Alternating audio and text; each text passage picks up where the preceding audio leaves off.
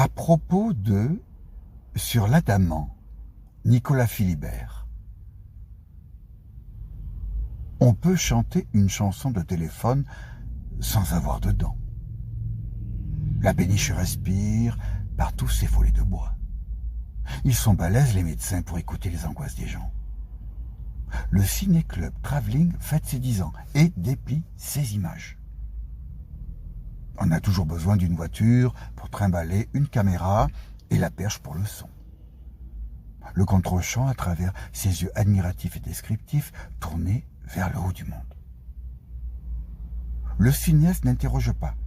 C'est elle et elle seule qui interroge tel un objet révélateur incitatif. Une femme hors son, aux vêtements orangés, danse devant un parapet quai de Seine. La caméra fixe n'a pas peur des regards caméra, ni des paroles paraphrasant « c'est moi que vous filmez ».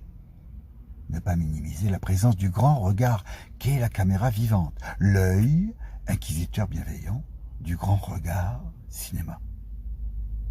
On cite des noms d'acteurs populaires, mais il y a des acteurs qui comprennent pas qu'ils sont acteurs, donc tout est cinéma, la vie, le film. Une femme écrit comme l'on boit un café, en cherchant l'orthographe du mot aquarium dans un dictionnaire. Une liste d'empereurs n'est jamais exhaustive. Elle juxtapose fiction et réel. Elle désappartient à l'énonciateur. Commenter un dessin, c'est articuler des mots et des visages, déplacer le cou à droite et discourir encore. Tintin de face dans la bibliothèque et la guitare électrique. Beaucoup de créations parce que la vie. Comment faire chaque jour pour agir les gestes du vivre, être bien, avec des images sauvages et le reste. Happant les mots des autres, on déplace le silence. Peut-on comparer les amoureux de Douaneau à une image de reporter de guerre?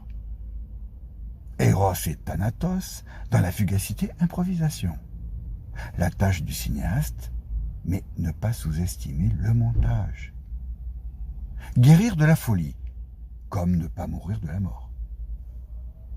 Montreuil, c'est San Francisco, c'est un rêve très hippie. C'est retourner le discours politique et le système des valeurs pour en faire poésie. Deux frères peuvent être la réincarnation de Van Gogh et son frère Théo, ou bien de Travis et Walt dans Paris, Texas.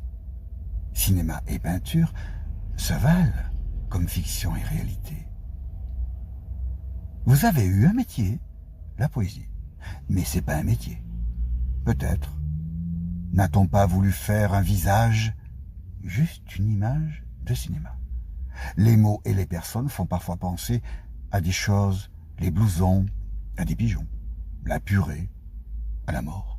Et le surréalisme plane inconscient de lui-même.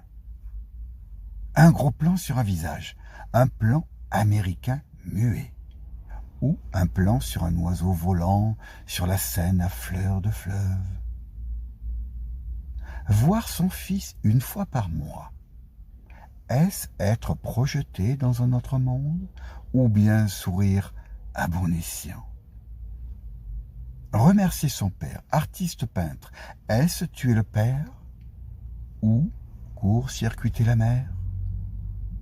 Eva Gardner et Humphrey Bogart, c'est une autre histoire, une histoire de cinéma. Pour faire de la confiture, on commence par faire les poubelles du marché.